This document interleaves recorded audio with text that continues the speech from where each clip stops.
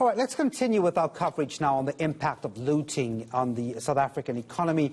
Those who rely on petroleum products are in a state of panic. That's because there are concerns about a fuel shortage. The South African Petroleum Industry Association represents interests of the petroleum industry. Avhapfani Tshifularo is the executive director of that association. He joins us now. Fani, thanks indeed for talking to us. Perhaps let me start with trying to get an accurate assessment of the fuel shortages out there.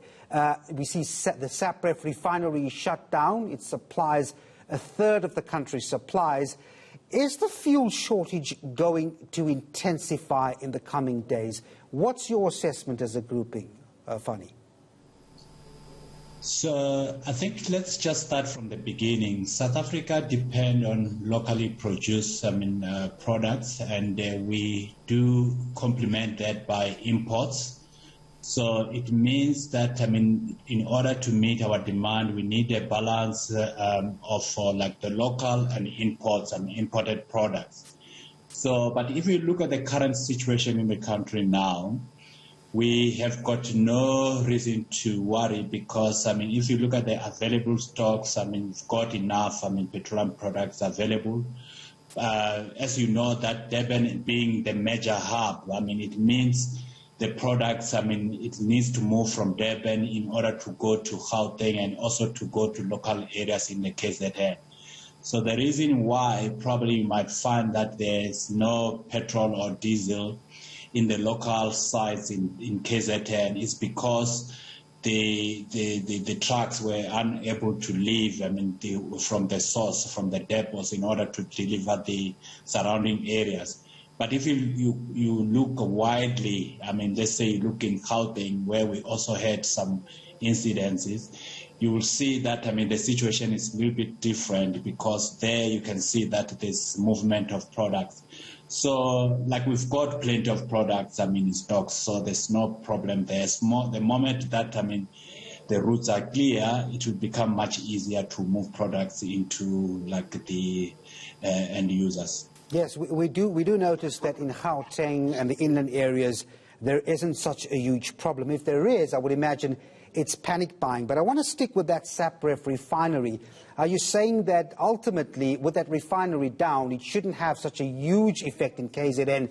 The real problem is the security situations around the trucks supplying the fuel to petrol stations. Yes, I'm sure you will have noticed the owners of SAPREF, they did confirm indeed that there is no reason to panic by the fact that the refinery has been temporarily put on hold. Pretty much I want to say it was on idle. It was idling. So it's not a matter of like it's switched off like completely. So, but that is not an area of concern based on what we are informed by the owners of that refinery. So we've got product even to inject into the pipeline so that it can be delivered to the inland provinces. So Durban or KZN is the easiest area to supply. As long as everything is clear, you can quickly ramp up and make sure that all the users of products get access to it easily. What role is panic buying of fuel that we've seen recently playing in these fuel shortages at the petrol stations? Are they playing a big role in limiting resources there, panic buying?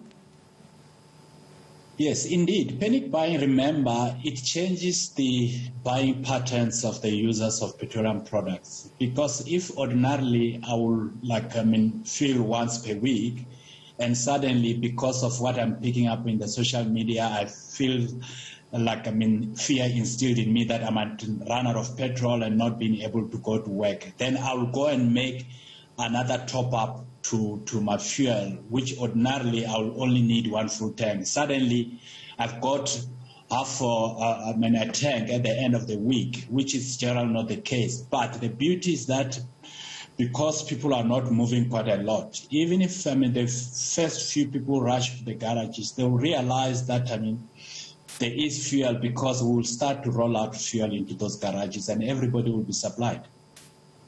I'm wondering how important security on the N3 highway is, because if we go back to the question of trucks being safe, If trucks remain reluctant to go and take fuel and other commodities on this highway, we might still be left with a situation where shortages persist. So getting that highway or the N3 free-flowing is very important for now, I would imagine.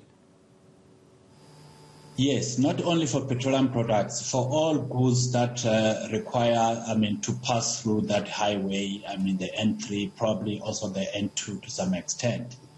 You need a safe passage, in order to ramp up, the delivery of products.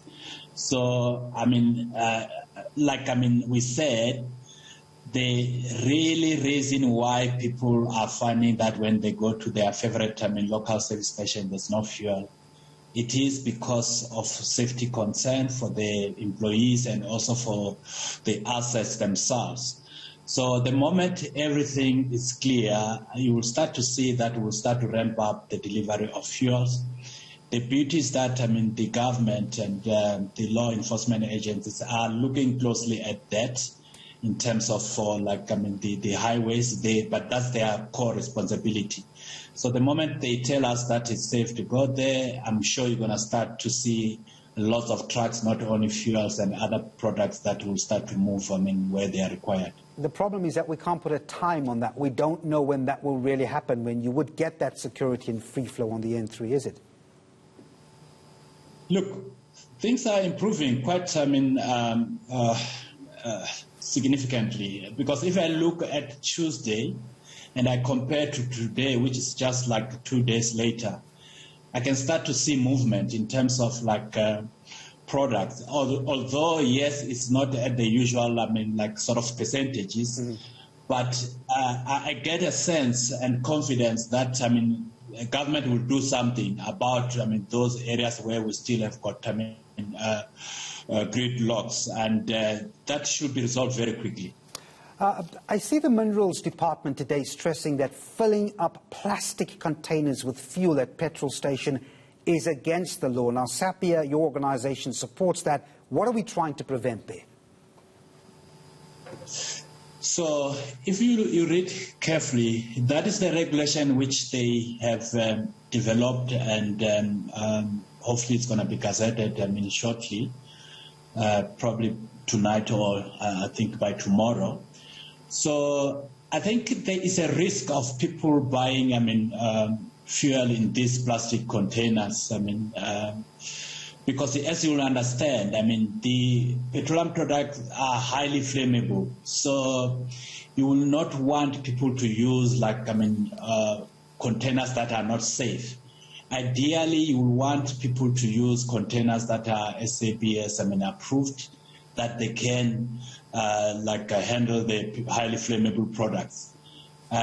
So it's for safety of the people themselves who are buying these products and putting them in containers, and also safety within the forecourt itself. So you will not want people to just buy fuels in containers. So we really support that because for safety reasons, you start to bring some unwanted risk into the business and the users of products. All right, we'll leave it there. Avhapfani Tshifularo there is the Executive Director of the South African Petroleum Industry Association, telling us that it's unlikely that fuel shortages will last for a long time, and it does depend on the security of the N3. There is enough petroleum products and petrol. The problem is the security around transporting that to the petrol stations.